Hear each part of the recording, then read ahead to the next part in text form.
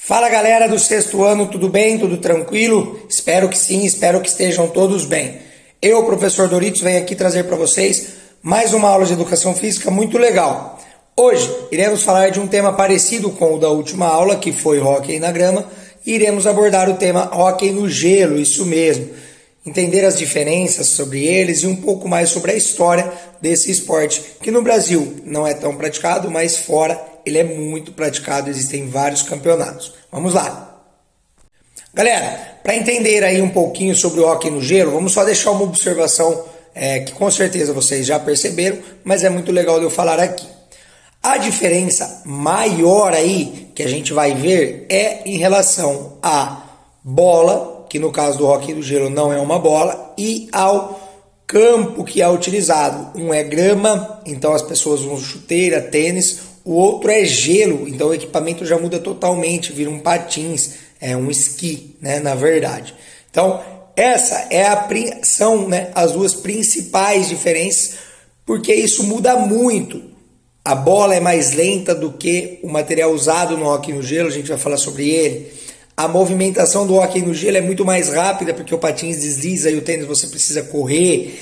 E isso diferencia muito esses dois esportes. Então, se eu fosse listar aqui para vocês a principal, eu listaria as principais, que são essas duas, que os dois materiais, bola e chuteira, que no caso, patins e o material do hóquei no gelo, que a gente vai falar daqui a pouquinho.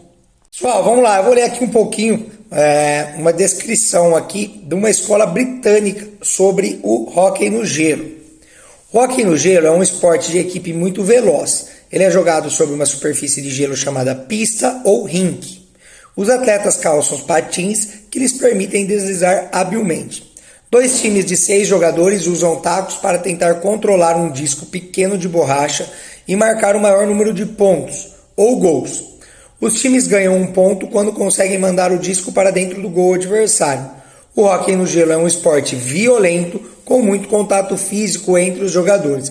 Ah, Doritos, o que você está querendo dizer com violento? Violento é tipo uma luta?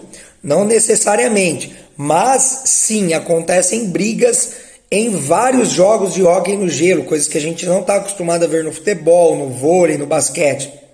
Tem discussão nesses outros esportes? Tem discussão nesses outros esportes.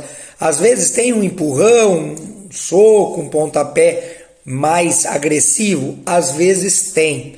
No hóquei no gelo tem quase todas as partidas briga mesmo, eles tiram o capacete, vão um para cima do outro e acabam brigando. É quase que uma tradição. Existe punição, eles são expulsos para o jogo, tem jogo que é cancelado porque a briga generaliza, mas é um esporte violento na questão de brigas e é um esporte violento também por causa do contato físico. Como eles estão em patins, eles deslizam muito rápido e acaba assim tendo muito contato físico. Trombadas muito violentas que às vezes jogam até o jogador para fora da pista, trombadas em mais de 1 ou 2 jogadores de cada equipe de uma vez, acontece muito, principalmente em finalizações, em jogadas por trás do gol, que a gente vai falar sobre isso daqui a pouco. Então é um esporte violento em todos os sentidos. Ele é um esporte violento porque ele é perigoso, toda hora tem contato, toda hora tem ali uma trombada violenta, por isso até que existem equipamentos e a gente vai falar sobre eles também. E é um esporte violento também no quesito de brigas, tem uma violência até forte, generalizada em várias partidas.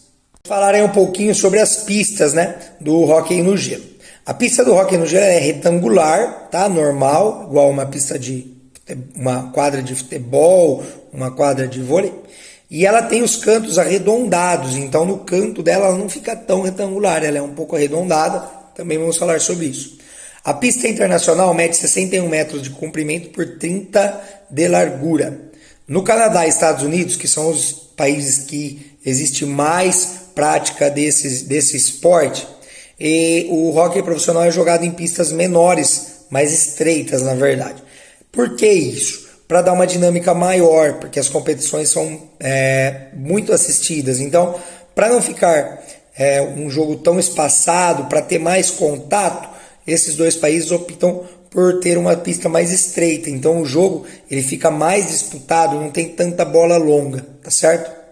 Bom, vamos falar aí um pouquinho sobre a quadra, um pouquinho mais sobre a quadra aí do hóquei e também dos equipamentos usados.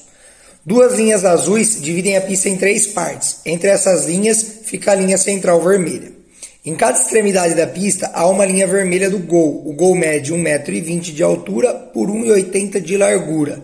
A superfície do gelo também tem marcas para face-off. O face-off é usado para começar a partida ou recomeçá-la quando é interrompida. Então, como se fosse a marca central. Vamos falar aí do taco.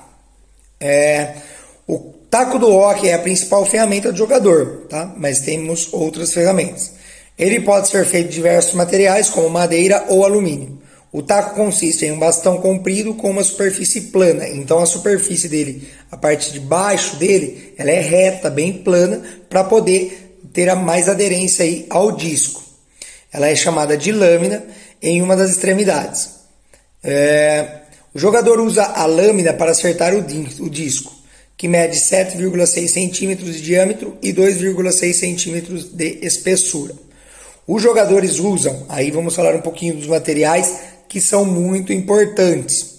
Usam protetores como ombreira, joelheiras, caneleiras, luvas e capacete. Capacete que é de extrema importância por conta dos choques. Eles têm muitos choques, inclusive é um capacete bem forte, um capacete bem resistente. O goleiro usa proteções extras, porque o disco atinge o corpo do goleiro. E luvas especiais. É uma luva maior que tampa mais espaço. Todos têm equipamento protetores para o rosto. Os patins e as roupas são criados especialmente para o hóquei. Então a gente viu que é um esporte que preza muito pela segurança por conta dos contatos que tem tanto de jogadores como o disco pode atingir alguma pessoa, algum jogador. Então é um esporte que precisa realmente desse equipamento para poder não ter nenhum problema de lesão mais grave. Mas mesmo assim ainda ocorrem algumas e o risco ainda é muito grande por conta do contato físico. Vamos falar aí um pouquinho das regras do jogo. A partida de hóquei é dividida em 3 tempos de 20 minutos cada, e cada tempo tem um intervalo de 15 minutos de descanso aí, e para também adequar as estratégias ao jogo. O jogo começa no centro da partida, né, no face-off, desculpe. O juiz lança o disco entre os dois jogadores e eles vão disputar esse disco aí com o taco para tentar dominar o disco e ficar com ele aí no começo da partida. Então não é como no futebol, que um tempo começa com um tempo começa com o outro. Não daria, até porque são 3 tempos. Ah, mas poderia começar um com o outro e o outro soltar. Não, todos ele solta no chão. Existe essa disputa, como no basquete, que joga a bola para o alto. Então existe essa disputa, eles disputam e o jogo começa a partir desse primeiro movimento, desse lançar de disco que o árbitro, o juiz aí responsável pela partida, faz no comecinho do jogo. É totalmente proibido, né, o uso de qualquer outra parte do corpo, falando dos jogadores de linha. Eles não podem usar outra parte que não seja o taco. Eles só podem atingir o disco com o taco. E com o taco eles fazem o passe, fazem a finalização. Tem jogadores que conseguem até levantar o disco, conduzir a bola de maneiras diferentes e tal. Então é totalmente proibido aí qualquer uso de outro equipamento. Como vocês sabem aí, né, o objetivo principal é o gol. Então quem não está com o disco tenta defender, não deixa o outro time finalizar e tenta recuperar o disco para poder chegar ao gol adversário. Uma das maneiras que pode ser recuperada é com o próprio taco. Quando um adversário for fazer um passe, interceptar esse passe com o taco e aí dominá-lo, ou quando alguém estiver conduzindo, tentar colocar o taco ali no meio e puxar o disco para ele, não deixar com que o seu adversário fique com o disco, ou até com o esbarrão. No futebol, por exemplo, é permitido o contato com o ombro, lateral ombro com ombro, dependendo da força usada, é permitido. No hóquei também é permitido esse tipo de esbarrão, ele é chamado de check, mas, desculpe, alguns são proibidos, por exemplo, por trás. Se eu estou conduzindo o disco, o adversário vem nas minhas costas e me empurra, isso é uma falta e tem a penalização aí dessa infração. Mas lado a lado, quase de frente, esse contato é totalmente permitido, inclusive ele é um contato forte, e não é falta só porque ele é um pouco mais forte, diferente do futebol e outros esportes. Ele é permitido e ele até é usado aí por jogadores de defesa como estratégia, né? Uma regra também interessante aí, pessoal, é que o gol ele só é considerado gol se ele for feito com a parte inferior, a parte de baixo do taco. Se for com a parte já de cima ali, pegou no taco sem querer, entrou, não vale. Se for com qualquer outro tipo de parte do corpo, também não vale, tá certo? Como eu disse sobre os contatos aí, pessoal, é totalmente comum que tenha esses contatos físicos, esses conflitos físicos. Mas em alguns casos, o juiz, o árbitro da partida, pode penalizar o atleta com 5 minutos fora ou então excluir ele permanentemente, ele não pode mais voltar na partida. Isso, claro, quando tem um excesso de força, né? Quando tem uma agressão, vamos dizer assim. Existe uma jogada que chama offside, se a gente for tentar interpretar ela para a gente entender aí, parecida com o futebol, seria um tipo um impedimento. É o momento em que o jogador se encontra dentro da linha azul de ataque e antes do disco. Então, ele não pode fazer isso. E cabe ao juiz, quando isso acontece, o árbitro para o jogo e retorna com face-off. Então, vamos supor que o cara está lá nessa posição de impedimento, de offside, e ele começa de novo no meio de campo. Todas as paralisações começam ali no meio de campo. Existe também o ensaio, que é o momento que um jogador tenta marcar um ponto, golpeando o disco, estando atrás da linha vermelha central de ataque. Nesse caso, cabe ao árbitro parar o jogo e ordenar outro face-off, como eu disse, lá do meio do campo. E uma outra regra aí, como todos já devem imaginar, ganha o jogo o time que fizer mais pontos, tá certo? Vamos falar aí um pouquinho, pessoal, sobre as posições, as funções aí de cada jogador no hóquei no gelo, tá certo? O jogador de time de hóquei tem diferentes posições ou funções. Em geral, há um goleiro, tá? Todo time vai ter aí um goleiro. 2 jogadores na defesa e 3 no ataque. O goleiro tenta manter o disco longe do próprio gol. O principal trabalho da defesa é auxiliar o goleiro e os atacantes tentam marcar os gols. Porém, assim, existem várias estratégias dentro dessas funções aí que eu citei para vocês. Então, não é porque o cara é atacante que ele não volta ou não começa uma jogada lá, por exemplo, atrás do próprio gol. Ou então um zagueiro, considerado jogador de defesa, aí, também não possa atacar ou então criar jogadas. Na maioria das vezes, eles estão ocupando as suas posições, mas existe um revezamento, existe uma troca, existe jogadas ensaiadas, triangulações, onde o zagueiro acaba chegando à frente, acaba indo à frente do atacante, ou então que o atacante começa essa jogada e vem para fazer o gol. Existem aí, então, várias estratégias nesse sentido. A Federação Internacional de Hóquei no Gelo foi criada na Europa em 1908, tá certo?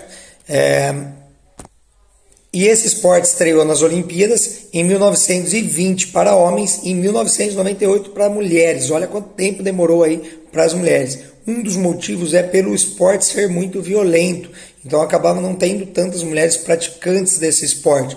Depois de um tempo ele começou a ser mais praticado pelas mulheres e até chegar a 1998 foi inserido também nos Jogos Olímpicos de Inverno. Na América do Norte, a Liga Nacional de Hóquei foi criada em 1917, reunindo times profissionais dos Estados Unidos e do Canadá. Ao final de cada temporada da NHL, o time campeão recebe a taça Stanley.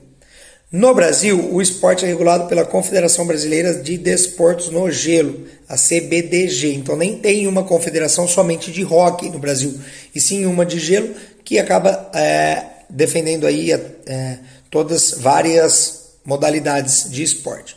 A organização promove o Campeonato Brasileiro, além de várias outras competições estaduais, que a gente vai falar um pouquinho também. Falarei um pouquinho sobre as competições no Brasil de hóquei no gelo. O Campeonato Brasileiro de Hóquei é a principal competição de hóquei sobre patins disputada no Brasil. Organizada pela Confederação Brasileira de Hóquei e Patinação, teve a sua primeira edição realizada em 1972. Inicialmente, o Campeonato Brasileiro era a cada 2 anos. Hoje, no formato atual, todo ano tem um Campeonato Brasileiro.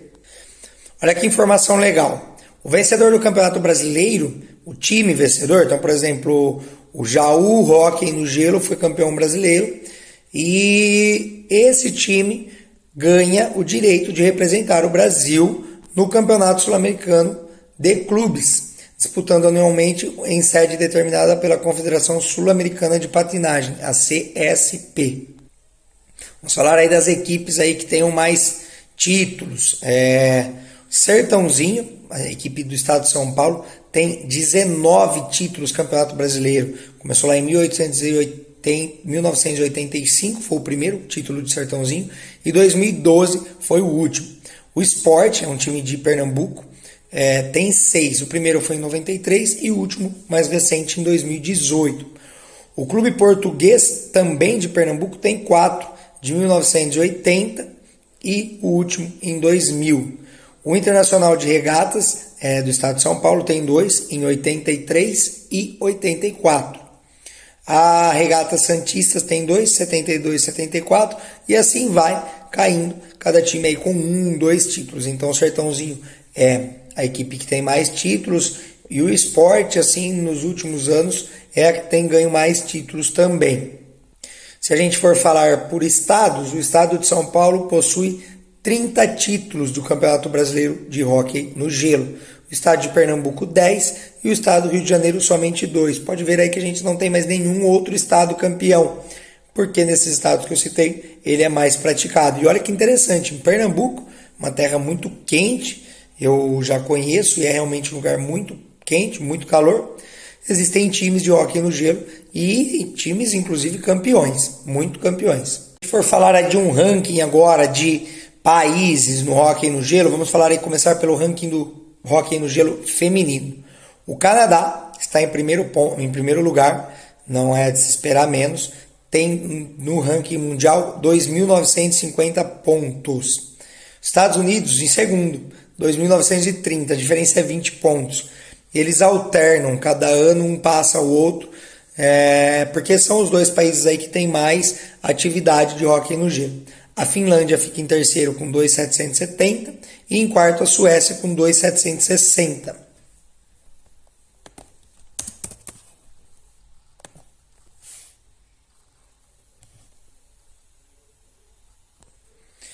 Se a gente for falar aí no masculino, já muda um pouco. O Canadá continua superando todos aí, inclusive em ouros olímpicos, 51 ouros com 27, 51 medalhas com 27 sendo ouro. Depois vem a Rússia e a União Soviética ali empatadas, Tchecoslováquia, Suécia. Os Estados Unidos vai só chegar depois da Finlândia. Então os Estados Unidos aí no masculino não é tão forte quanto outros países aí. O último campeão mundial masculino de hóquei no gelo é o Canadá. Conquistou o seu 27º título ao vencer a Finlândia. Os campeões de 2019, a Finlândia, na prorrogação. Então foi um jogo que empatou no tempo normal e o Canadá acabou vencendo a Finlândia, que tinha sido a anterior, a campeã anterior. Ele é um campeonato mundial que havia sido adiado, né, por conta da pandemia, e ele terminou agora em 2021. Vamos falar aí, pessoal, sobre os 3 maiores jogadores considerados os 3 maiores jogadores de todos os tempos do hóquei no gelo. Começar pelo terceiro, Gordie Howe, que é um canadense, um jogador canadense. Ele nasceu em 1928 e faleceu em 2016, tá? Ele, conhecido como Mr. Hockey, é um dos maiores jogadores de hóquei de todos os tempos. Vamos falar um pouquinho sobre ele. Existe um prêmio, né? Assim como no basquete, no futebol, cada um chama de um jeito. No hóquei é o MVP, ele é o melhor jogador da temporada aí. Ele ganhou 6 vezes esse prêmio e 6 vezes ele foi o maior pontuador do ano. E ganhou mais 4 conquistas de Stanley Cup, que é a competição mais difícil aí. Esse jogador aí, ele era muito conhecido pelo hat-trick. No futebol, quem faz 3 gols. No hóquei, quem faz 3, mas coisas diferentes. Então tem que ser um gol, uma assistência e uma briga na mesma partida. Ele normalmente conseguia fazer isso. Ele decidia um jogo, fazia um gol ou dava uma assistência, ou os dois, e ainda conseguia causar alguma briga na partida. Além de ser um jogador muito bom, muito técnico, muito importante para as equipes onde passou, ele foi um jogador que jogou muito tempo.